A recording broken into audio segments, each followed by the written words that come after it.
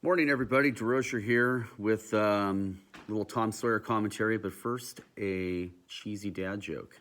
My daughter was asking me the other day, can I have a bookmark? And started crying. I mean, she's 23 years old and she still doesn't know that my name, oh wait, my name is Mark, so that doesn't work. All right, hey, Tom Sawyer, let's get there.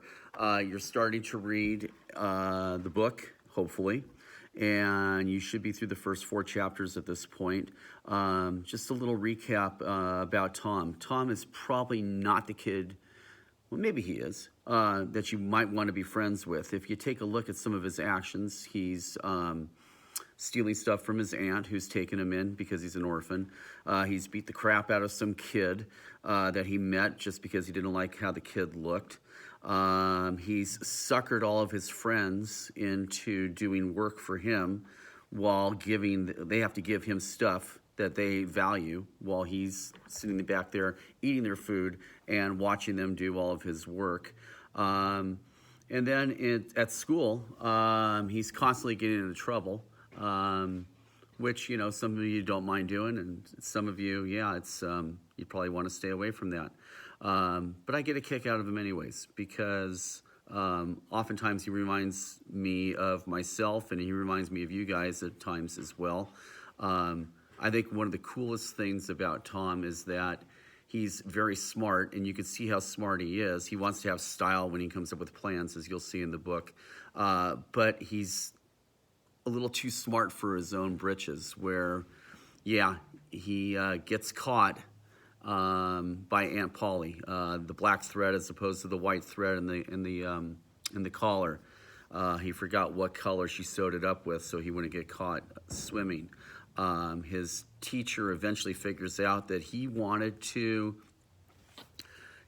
sit next to the new girl, Becky, so he could kind of, you know, let her know that he likes her.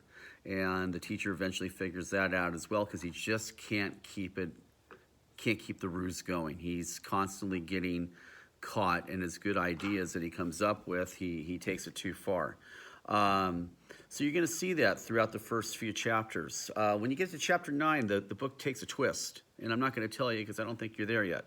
But in chapter 9, things go from lots of fun, lots of enjoyment to, things just got real. Things just got serious.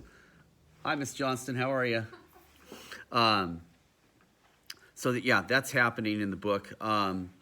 One of the other things that I want you to pay attention to, there's a couple long-winded passages where Twain's talking about like the final exams. The girls get up and they read all their beautiful stories, and it goes for a long time. But what you got to realize is that Twain is making fun of school.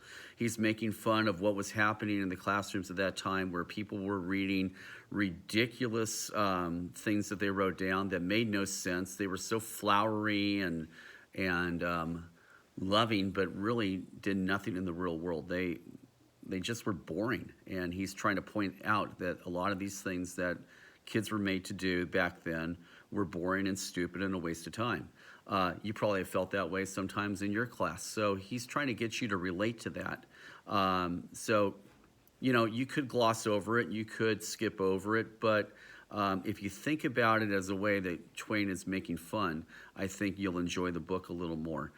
He does the same thing with all sorts of different institutions, not just school. And that's it. So once you hit chapter 9, we'll talk about that, but I think that'll be by the end of next week. All right? Don't forget that today, Monday, from 10 to 12, you can come by and pick up work at school. We'll be out in the parking lot passing that out if you want a hard copy of the book, or if you want a hard copy of the study guide.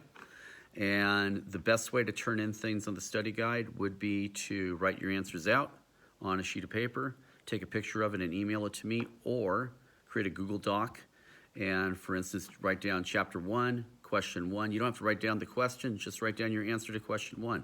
Write down your answer to question 2, and then share it with me. All right, DeRocher's going to have a good weekend. I hope you do too. Take care. Talk soon.